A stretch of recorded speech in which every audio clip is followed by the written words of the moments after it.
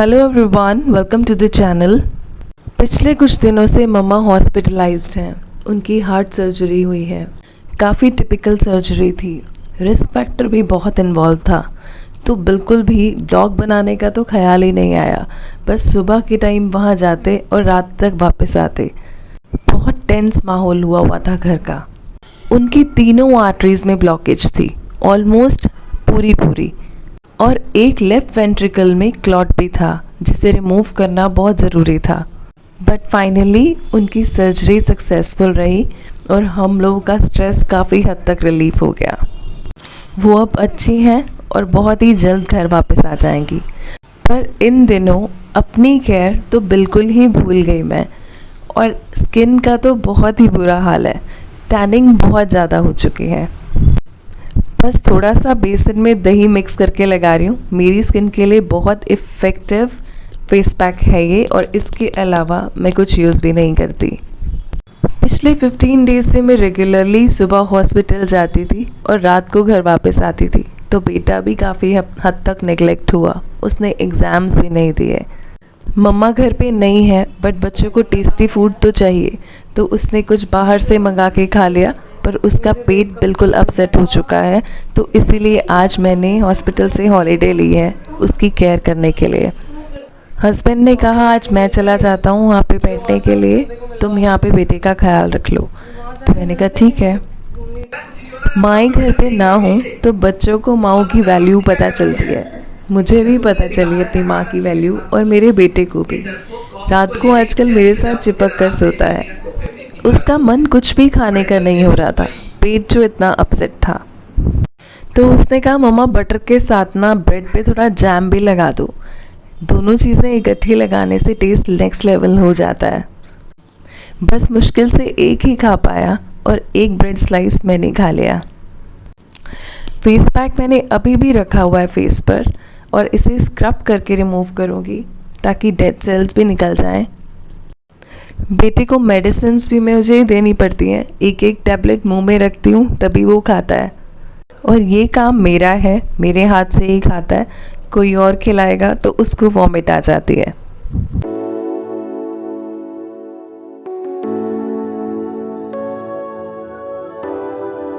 कभी भी किसी को ऐसे गले में कुछ अड़ जाए ना, तो पीछे इस जगह पे ज़ोर ज़ोर से टैप करना चाहिए। इससे उसका कंजेशन रिलीज़ हो जाता है। It's a physiotherapy technique. हाथों का कप बनाकर यूज़ कीजिएगा। जितना भी तेज़ टैप करेंगे पेन बिल्कुल नहीं होगा, और बहुत जल्द आपको इफ़ेक्ट नज़र आएगा। एकदम से अनप्लान्ड ये कैमरे में शूट हो गया, इसलिए मैंने आपको टेक्निक भी बता दी हैंड टू हैंड। बहुत इफ़ेक्टिव है। फेस पैक रिमूव कर दिया है। अब थोड़ा सा मॉइस्चराइज़र लगाऊंगी और बाद में सनस्क्रीन, और फेस पे काफ़ी फ़र्क नज़र आ रहा है एक ही बार में। ये बहुत इफ़ेक्टिव होता है। जस्ट बेसन में दही ऐड करके लगाना है, तो आप इसे रेगुलर बेसिस पे भी लगा सकते हो। मैं तो इसे रेगुलर बेसिस पे ही लगाती हूँ। ऐसा करने से आपकी स्किन बहुत हद तक मेकअप के लिए भी प्रिपेयर हो जाती है। मेरे लिए दोनों ingredients as a natural primer काम करते हैं फेस के लिए। फाउंडेशन भी लगाती हूँ इसके ऊपर, तो बहुत अच्छे से ब्लेंड कर जाती है, और मेकअप नेक्स्ट लेवल होता है। सितंबर मंथ का ऑलमोस्ट एंड होने वाला है, पर धूप अभी भी बहुत तेज़ है। तो इस टाइम तक, दोपहर का टाइम है ये, तो इस टाइम तक मुझे धूप बिल्कुल अच्छी नहीं लग रही होती, तो मैं थोड़ा सा शेड कर लेती हूँ जस्ट कर्टन आगे करके। दिल्ली का क्लाइमेट बिल्कुल डिस्टर्ब हो चुका है। गर्मियाँ 9 मंथ्स की हो चुकी हैं, और विंटर सिर्फ 3 मंथ्स। पिछले दिनों लाइफ वॉज सो बिज़ी। हम लोग सुबह 9 o'clock हॉस्पिटल के लिए निकल जाते थे, और रात को आने में 10 साढ़े 10 बज जाते थे। इतने दिनों से बेडशीट भी चेंज नहीं की। Ashu is always too busy with Ojam, और मम्मा के बस का ये है नहीं, तो करना किसने था। जब टाइम मिला तो मैंने ये काम भी कर दिया। सिर्फ एक बेडशीट चेंज करने से रूम फिर से अपना रूम लगने लगा, अदरवाइज़ बहुत ही डिस्टर्ब लग रहा था।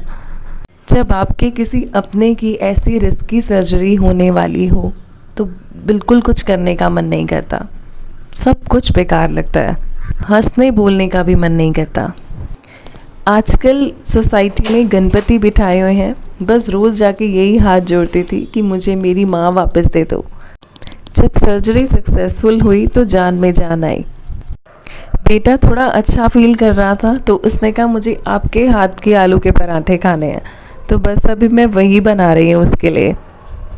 मैं पराठा बनाने के लिए ना डो छोटा लेती हूँ और उसमें फिलिंग बहुत ज़्यादा रखती हूँ, तो उससे ये चीज़ अच्छी लगती है।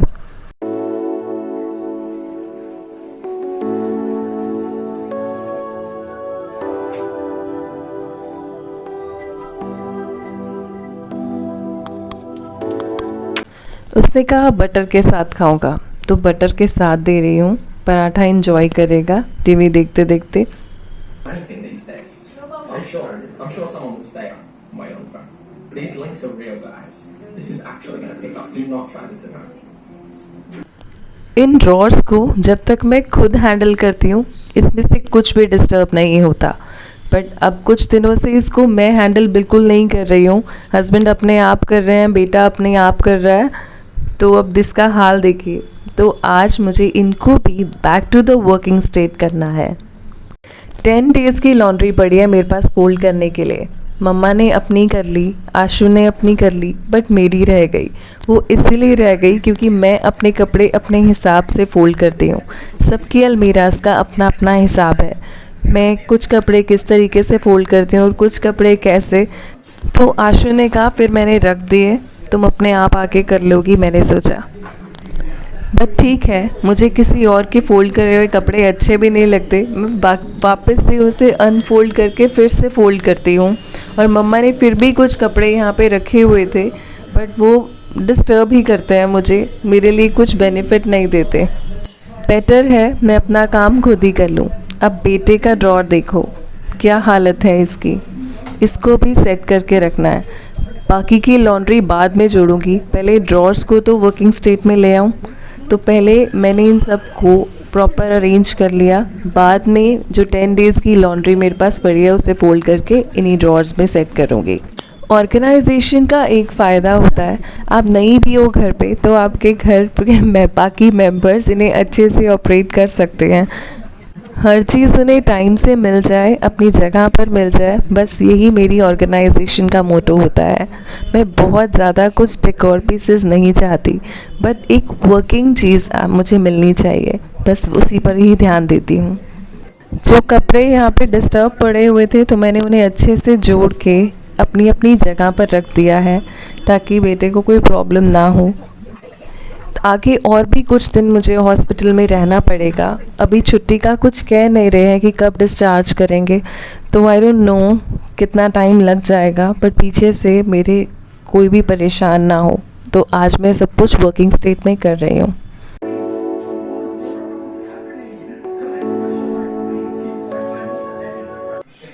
सो गाइज़, आज मेरे पास इतनी सारी लॉन्ड्री है फोल्ड करने के लिए, और ये पूरी 10 डेज़ की लॉन्ड्री है और ये सिर्फ मेरी लॉन्ड्री है।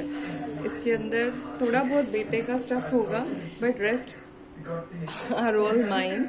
बाकी थोड़ा थोड़ा मुझे हस्बैंड का भी दिखाई दे ही रहा है, तो चलो फोल्ड करके सबको उनकी जगह पर पहुंचा देते हैं। किसका सिपाही हूँ? बोलो मेरे चंग, बोलो मेरे चंग। जिस दिन ऑपरेशन था ना मम्मा का, उस दिन मेरे हाथ पैर बिल्कुल ठंडे पड़े हुए थे डर के मारे। आज कितना रिलीफ है मैं आपको बता नहीं सकती।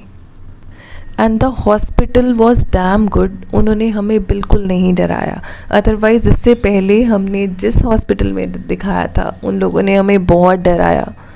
1 घंटा लग गया मुझे लॉन्ड्री फोल्ड करने में, और अब इन सबको इनकी जगह पर रखना है।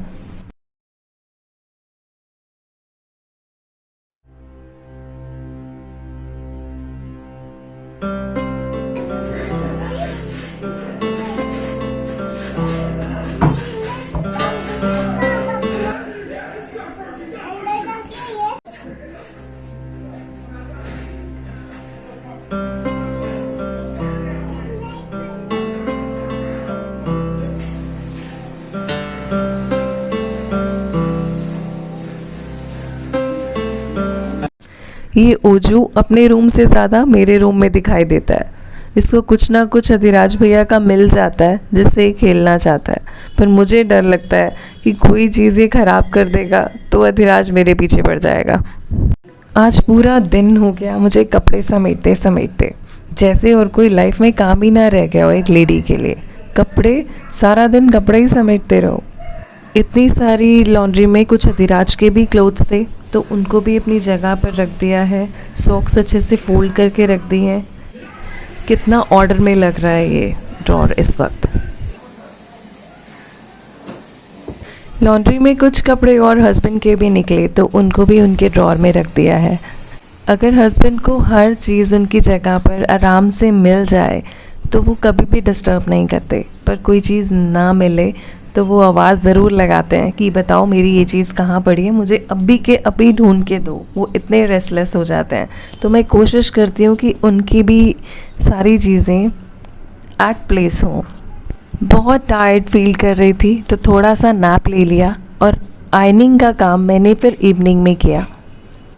15 दिन लगातार मम्मा के बिना वो पहले कभी भी नहीं रहा, तो मेरे पास आकर लेट गया। अपनी बातें शेयर कर रहा था कि मुझे कैसा फील हो रहा है। मम्मा मैं अच्छा फील नहीं कर रहा हूँ, मैं परेशान हूँ मैं बोर हो गया हूँ, आपकी याद आती है। इमोशनल हो गया था। स्कूल में भी हमने एप्लीकेशन दे दी थी कि हम एग्ज़ाम नहीं दे पाएंगे क्योंकि मम्मा को बहुत ज़्यादा केयर की ज़रूरत थी और हमारी प्रेजेंस की भी। कई बार ऐसी स्टेज पे हमारा मोराल डाउन होता है तो उस स्टेज पर एक दूसरे को संभालना बहुत इम्पॉर्टेंट हो जाता है। मम्मा को भी बहुत हद तक हम लोग बार बार कहते थे कि मम्मा कोई बात नहीं, सब सक्सेसफुल होगा, डॉक्टर्स यहाँ पे बहुत अच्छे हैं, उन्होंने हमें बिल्कुल भी नहीं डराया, तो इजी रहेगा, आप बिल्कुल टेंशन मत लेना। बट रियलिटी ये है कि मम्मा से ज़्यादा हम लोग डरे हुए थे। मेरे तो बिल्कुल हाथ पैर ठंडे पड़े हुए थे, पर मम्मा ने बहुत हद तक अपने आप को संभाले रखा। शायद वो पेन में ही इतना थी, उनको तकलीफ़ें ही इतनी हो रही थी कि वो मेंटली बिल्कुल रेडी थी कि मुझे अब ऑपरेट करवाना ही करवाना है। आज जो बिल्कुल अच्छा फील कर रही हैं तो वो कहती हैं कि मेरा मन कर रहा है कि मैं डॉक्टर के जाके पैर छू लूँ, उन्होंने मुझे ठीक कर दिया है।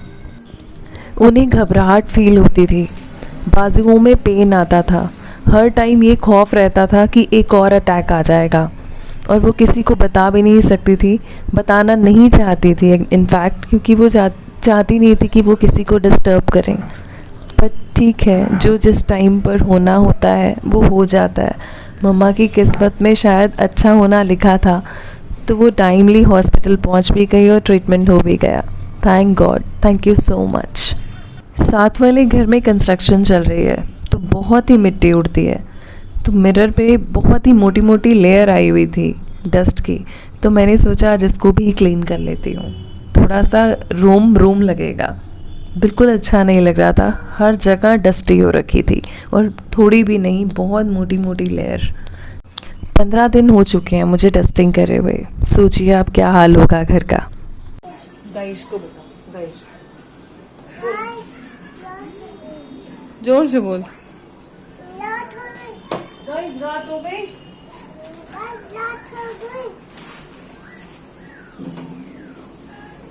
और मैं कहाँ जा रहा हूँ?